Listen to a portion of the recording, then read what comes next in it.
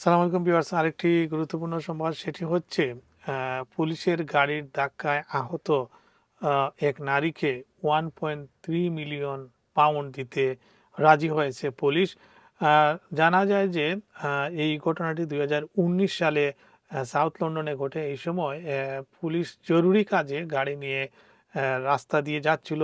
ওই সময় ওই নারী পুলিশের গাড়ির সাথে ধাক্কা খেয়ে তিনি গুরুতর আহত হন এবং 6 মাস তাকে হাসপাতালে থাকতে হয়।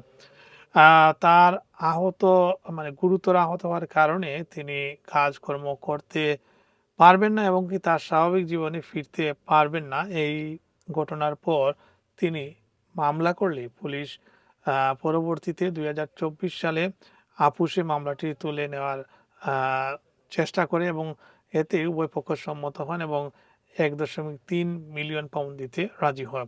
সেই ঘটনাটি আজকে বিবিসিতে এসেছে এবং সেখানে বলা হয়েছে সাউথ লন্ডনের সড়ক পার হওয়ার সময় মেট্রোপলিটন পুলিশের একটি ভ্যানের ধাক্কায় গুরুতর আহত হওয়া এক নারীকে পুলিশের বিরুদ্ধে করা আইনি মামলায় ১.৩ মিলিয়ন পাউন্ড ক্ষতিপূরণের সমঝোতায় পৌঁছেছে।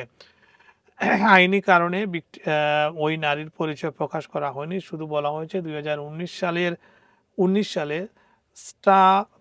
স্ট্রাথামে জরুরি কলে সাড়া দিয়ে যাওয়া একটি পুলিশ ভ্যানে রাস্তা পার হওয়ার সময় এই ঘটনাটি ঘটে।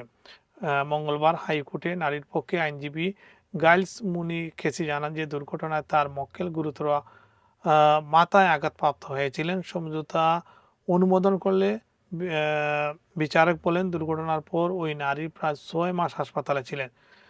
তিনি বলেন বর্তমানে তিনি পরিবারের সঙ্গে বসবাস করছেন, তবে দুর্ঘটনার কারণে এখনও জীবন বদলে দেওয়া গুরুতর শারীরিক সমস্যায় ভুগছেন।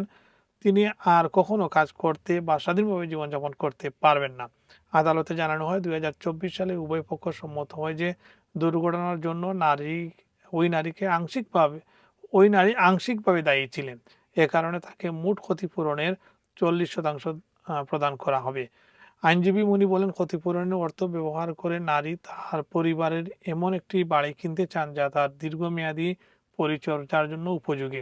বিচারক ওই বিচারক এই সমঝোতাকে যৌক্তিক বলে উল্লেখ করেন এবং পরিবারের যত্ন ও সহায়তার প্রশংসা করে বলেন তাদের সেবা ছিল অসাধারণ। তিনি আরও বলেন অর্থ দিয়ে তার প্রয়োজনের সবকিছু পূরণ হবে না, তবে আমি আশা করি এই ক্ষতিপূরণ পরিবারটিকে ভবিষ্যৎ পরিচর্যা ও সহায়তা নিয়ে কিছুটা নিশ্চয়তা দিবে।